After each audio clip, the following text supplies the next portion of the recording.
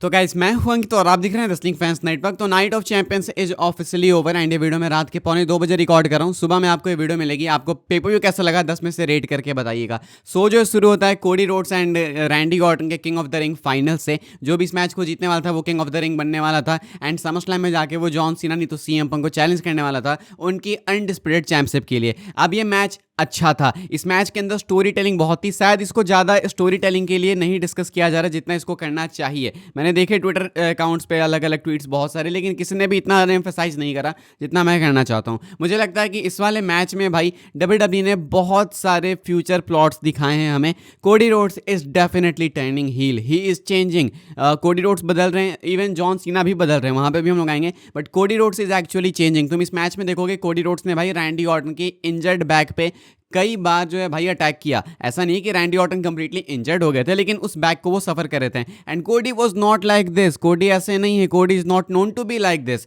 But Cody Rhodes ने उस back को मल्टीपल टाइम्स टारगेट किया। इवन क्राउड भी उनको बू कर रही थी। क्राउड को भी रियलाइज हुआ कि नहीं भाई ये गलत है, कोडी ये नहीं करता, अपना अमेरिकन नाइट में ऐसा नहीं करता। But now he is cocky, he is different. Cody Rhodes is willing to do anything everything just to win this match. ये था इस मैच में भाई कुछ कंडीशन यहाँ तक के लिए। इसके बाद रैंडी ऑर्टन धीरे धीरे करके कमबैक करने की कोशिश करते हैं। इस मैच में एक स्टेज आता है जहां पे रैंडी ऑर्टन भी पंट किक लगाने की कोशिश करते हैं। सोचते हैं कि करूं ना करूं, काफी सोचते हैं काफी, बट जो वॉइसेस होती हैं उनकी हेड के अंदर उन पे चढ़ जाती है एंड आते हैं वो पंट किक लगाने के लिए। बट कोडी बच गए वहां से स्केप करके। कोडी मल्टीपल हमने देखा भाई कि कोडी कटर्स लगे, मल्टीपल आरक्यूज लगे, बट एंड में जाके कोडी को विक्ट्री कब मिलती है? जब रैंडी ऑर्टन ने एक्स्ट्रा दिमाग लगाया। रैंडी ऑर्टन जाते हैं बाहर, स्टील चेयर निकाल के सामने लाते हैं भाई एंड रिंग के अंदर घुसते हैं। रेफरी ने भाई चेयर पकड़ा है, रेफरी डिस्ट्रैक्ट हो गया। इधर रैंडी ऑर्टन भाई आते हैं, टर्न बगल खोल देते हैं एक। लेकिन ये टर्न बगल आपको मालूम ही है भाई, जो भी खोलता है उस पर ही वापस आके टर्न बगल मरता है भाई, पड़ता है। तो कोडी रोड्स आते हैं एंड धक्का लगाते हैं ऑर्टन को उस टर्न बगल में,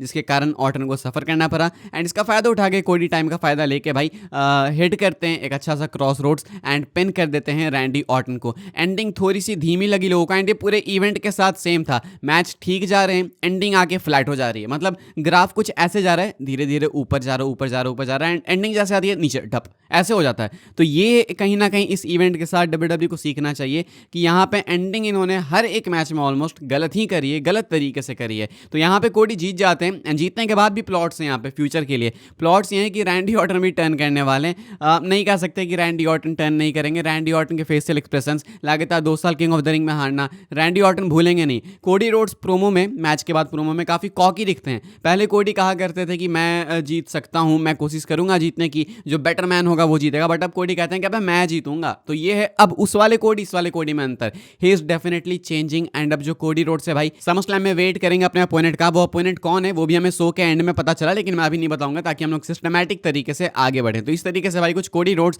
एंड रैंडी ऑर्टन का एक अच्छा मैच एंड हुआ, गलत तरीके से एंड हुआ थोड़ा। देन इसके बाद भाई हमें देखने को मिलता है स्ट्रीट फाइट एंड ये रिया रिप्ली रकील रॉड्रिगेज का मैच था। एंड इस मैच में भाई रिया रिप्ली को एंट्रेंस पे जो पॉप मिली भयंकर, एंड रकील रॉड्रिगेज को जो पॉप नहीं मिली वो भी भयंकर, दोनों भयंकर। क्राउड भाई देखो सऊदी की बहुत अच्छी लगती है मुझे। लोग बोलेंगे कैसी सी क्राउड है, मतलब कई बार ये बहुत चैंट करते हैं, कई बार चुप हो जाते हैं, मुझे अच्छी लगती है। मतलब इनका सिंपल है कि भाई हमें पसंद है तो करेंगे, नहीं है तो नहीं करेंगे। ऐसे ही होना चाहिए भाई। ये नहीं कि किसी को भी देख के चैंट किए जा रहे हैं। मुझे पसंद है सऊदी की क्राउड, जहाँ पे चैंट करना था, जो पसंद था उसके लिए करा इन्होंने, एंड जो नहीं पसंद उनके लिए नहीं करा इन्होंने, जिनको पता ही नहीं कि ये कौन है तो क्यों करेंगे। तो ऐसी क्राउड पसंद आती है जो आपके सामने दिखाए चेहरे पे आईना कि देखो आपने इनको ढंग से बुक नहीं किया, हम इनको नहीं जानते। तो ये हुआ यहाँ पे रकील और रईस के साथ। मैच एक्चुअली में अच्छा था, दोनों सुपरस्टार्स ने बहुत ही अच्छा परफॉर्म करा। मैच के एंड में एक मोमेंट आता है, टेबल स्पॉट आता है एंड बहुत ब्यूटीफुल था, वो आपको देखना चाहिए। आखिर में जाकर रिया रिप्ली भाई पिन करके रकील रॉड्रिगेज को बीट कर देती हैं एंड पता था यही होने वाला है भाई। मतलब रकील कहाँ, चांस ही नहीं है उनका कि वो रिया रिप्ली के सामने जीते। रिया रिप्ली यहाँ पे जीत गए। मुझे अच्छी चीज़ ये लग रही है भाई कि रिया रिप्ली थोड़ी सी दूर है भाई अभी फिलहाल वर्ल्ड चैंपियनशिप से, तो इसलिए रिया रिप्ली फिलहाल मुझे बेटर लग रही है एंड आई थिंक कि कुछ टाइम और रहेंगी। तो आई थिंक रिया रिप्ली का जो कैरेक्टर है मुझे बहुत ज़्यादा पसंद आएगा। इसके बाद हमें देखने को मिलता है भाई match Sami Zayn and Karrion Kross का। एंड इस मैच के अंदर भाई मैं प्रे कर रहा था कि कैरियन क्रॉस जीते। कैरियन क्रॉस को फाइनली अपॉर्चुनिटी मिली भाई पेपर व्यू में compete करने की एंड फैंस एक्चुअली में भाई कैरियन क्रॉस के बिहाइंड थे। सेमी जेन भी एक फैन फेवरेट है, आपको मालूम है, इंटरनेट बहुत ही ज़्यादा सेमी जेन को पसंद करता है। लेकिन अगर इसके बावजूद कैरियन क्रॉस को सपोर्ट मिल रहा है तो तुम समझ जाओ भाई कि कैरियन क्रॉस में है वो चीज़ वो चीज़ है जिसके लिए आपको विक्ट्री देनी चाहिए। एंड सैमी ज़ैन हमें पता था कि शायद जीतें, क्योंकि सऊदी में हो रहा है मैच, तो अब डब्ल्यूडब्ल्यू को चाटनी भी है, तो वो चाटने के चक्कर में सैमी को जिताना भी था। मैच डिसेंट बोलूँगा मैं, ऐसा नहीं बोलूँगा कि वाह what a crazy S match, ऐसा नहीं बोल सकते। बट आई थिंक इस मैच का जो रिजल्ट है वो गलत था। इस मैच के रिजल्ट में भाई क्रॉस को जीतना था। जब आप किसी को बुक कर रहे हो भाई आगे अच्छे से पुश देने के लिए, तो यहाँ पे क्यों हरा देना भाई, मोमेंटम क्यों ब्रेक करते हो, ये मुझे कभी नहीं समझ आएगा। कि जब सुपरस्टार सही तरीके से आगे बढ़ रहा है, क्राउड उसको पसंद कर रही है, उसके लिए चैंट्स लग रहे हैं, इंटरनेट पर सपोर्ट है,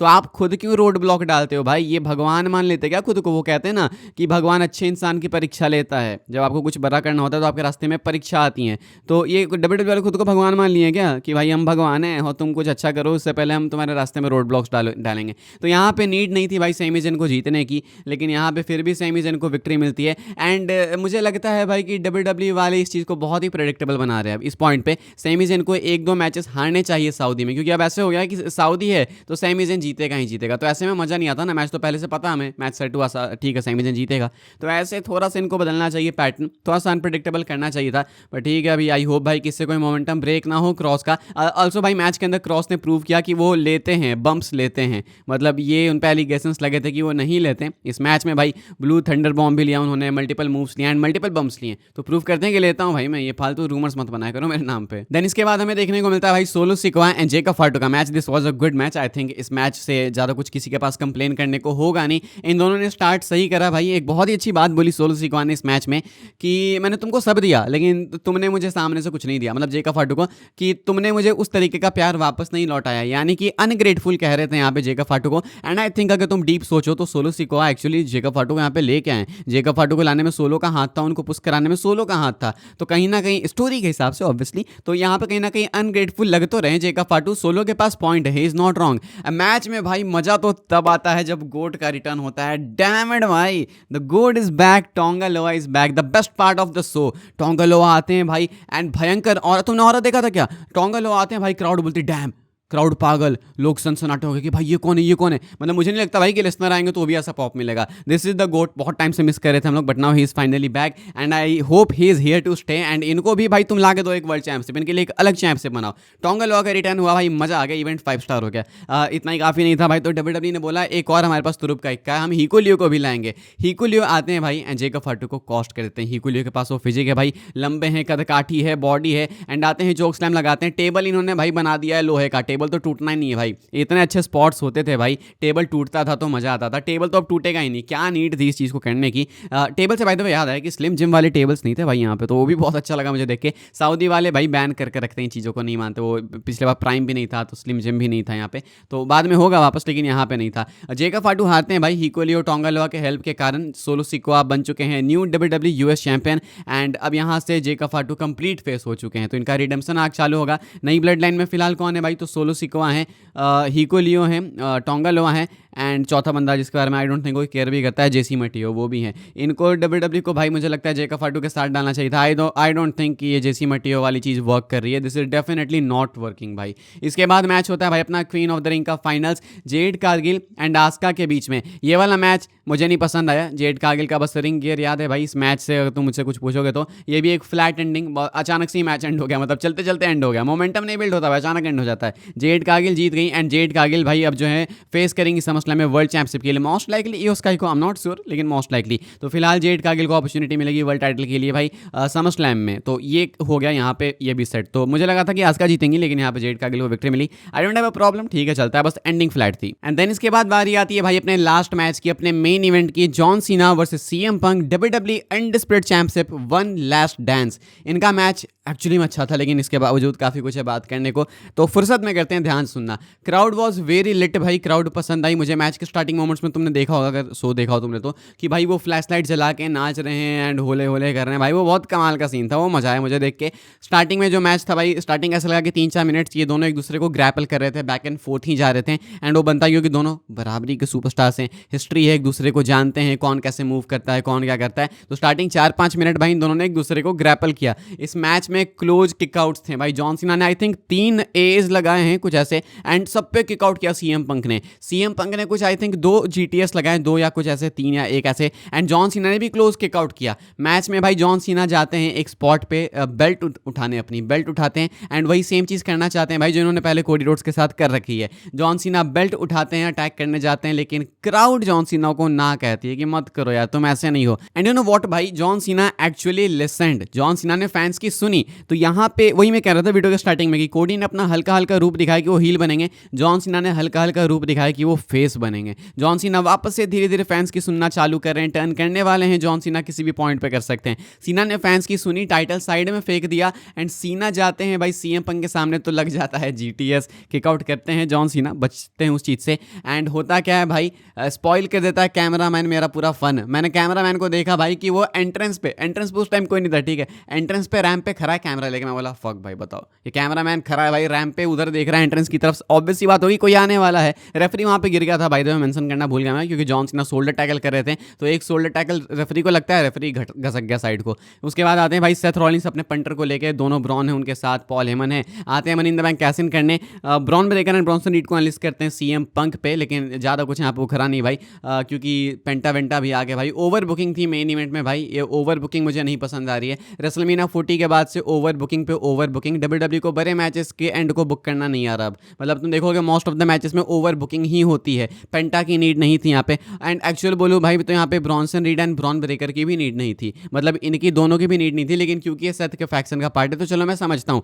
हमने ये चीज़ प्रेडिक्ट करी थी कि सेथ आएंगे, वो सीएम पंक को कॉस्ट करेंगे, ये चीज़ हो सकती है, हमको पता था कि money in the bank cash इन नहीं होगा, लेकिन फिर पेंटा आते हैं, मतलब ये तो हर हफ्ते होता है ना भाई, मंडे नाइट रॉ वगैरह के एपिसोड में हमने देखा कि पेंटा मल्टीपल टाइम्स ब्रेकर पे अटैक कर चुके हैं, तो ये तुम पेपर में भी क्यों करा? तो फिर चलो उतने पे भी इनका मन नहीं भरा, तो कहते हैं कि ये लो भाई सेमी जेन भी आएगा। अब सेमी जेन का ऑलरेडी आज मैच हुआ, सेमी जेन क्रॉस को बीट कर चुके, but that was not enough, तो इन्होंने सेमी जेन को वापस भेजा एंड सेमी जेन आते हैं। तो एक बार फिर से रेसलमेनिया 40 की तरह इन्होंने ओवर बुकिंग करी। रेसलमेनिया 40 वाज आइकॉनिक क्योंकि वहाँ पे सुपरस्टार्स उस लेवल के थे। अब तुम अंडरटेकर को पेंटा से कंपेयर नहीं करोगे, तुम जॉन सीना को कंपेयर नहीं करोगे सेमी जेन से, वहाँ पे वो सुपरस्टार्स थे, वो अवेंजर्स वाली मार्वल वाली फील थी। अब यहाँ पे वो वाली फील नहीं है ना भाई, एंड ये बहुत ज़्यादा हो रहा है, रिपीट कर रहे हैं आप सेम चीज़। मैच के एंडिंग मोमेंट्स में क्या होता है कि फिर से सेथ के पास होती है ब्रीफ केस, वो आते हैं भाई अटैक करने, किसको? तो अटैक करने आते हैं वो जॉन सीना को, जॉन सीना बचते हैं, सीएम पंक पे अटैक होता है, जॉन सीना भाई आते हैं, सेथ रॉलिंस को घिसका देते हैं, वहाँ से स्टॉम्प लगा चुके थे यहाँ पे सेथ रॉलिंस पंक को, एंड फायदा उठाते हैं उसका, जॉन सीना पिन कर देते हैं पंक को, एंड कुछ इस तरीके से जॉन सीना भाई मैच को जीतते हैं,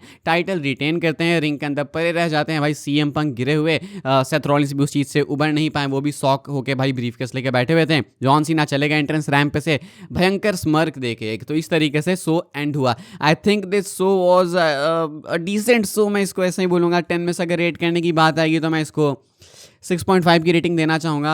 आई होप कि मैं हार्श ज़्यादा साउंड ना कर रहा हूँ रेटिंग को लेके। मुझे लगता है कि एंडिंग पे काफ़ी वर्क कर सकते थे। इस वाले मैच की भी एंडिंग लोगों को पसंद नहीं आई, बिकॉज ये मैच ओवर बुक था। जब तक सीएम पंक जॉन सीना आपस में कर रहे थे जो भी compete, वो बहुत अच्छा कर रहे थे, दोनों प्रूव कर रहे थे कि दोनों एक दूसरे को कितना जानते हैं, दोनों ने बहुत अच्छा वर्क किया। अगर तुमको सेथ को डालना भी था तो सिर्फ सेथ को डालते, लेकिन उसके बाद पेंटा भी डाल दिया तुमने भाई, सेमी जेन भी डाल दिया, तो ये हद का हद हो गया। अच्छा, एक सबसे अच्छा मोमेंट लगा जब सेथ आते हैं भाई कैश इन करने दोबारा से रेफरी को बुला के, तो जॉन सीना आके रेफरी ढकेल देते हैं। अब बताओ भाई रेफरी की क्या गलती थी, बेचारे रेफरी को ढकेल दिया सीना ने, बट हाँ वो फनी मोमेंट था एक। तो इस तरीके से भाई शो एंड हुआ। मेमोरेबल मैच था वैसे बोलो तो, लेकिन ओवर बुकिंग ऐसे मत करो भाई, हर मैच में मत करो, ये मेरा कंप्लेन है। 10 में से मैं 6.5 रेट करना चाहूँगा। आप कितना करना चाहेंगे लिख के बताना भाई। बाकी बस अभी के लिए तो यही कुछ है रिव्यू वीडियो, एंड कल सुबह तक आई होप अपडेट्स आएगी, तो वो सुबह मैं वीडियो में बनाऊंगा वापस उठ के, तो फिर आपको मिलेगी वीडियो जब आएगी तो देखना। आपको कैसा लगा सो लिख के बताइएगा, लाइक शेयर सब्सक्राइब कीजिएगा भाई, एंड इंस्टाग्राम पे जरूर से फॉलो कीजिएगा। कोई क्वेश्चन है, कुछ बात करना चाहते हैं, पूछना चाहते हैं personal WWE related, content related, definitely message कर सकते हैं, रिप्लाई मैं कोशिश करता हूँ सबका करने की, टाइम मिलता तो मैं करता हूँ। ट्विटर पे फॉलो कर सकते हैं भाई, उसके लिंक डिस्क्रिप्शन में। मिलूंगा मैं आपसे अगली वीडियो में जल्दी ही, तब तक के लिए goodbye, thanks for watching.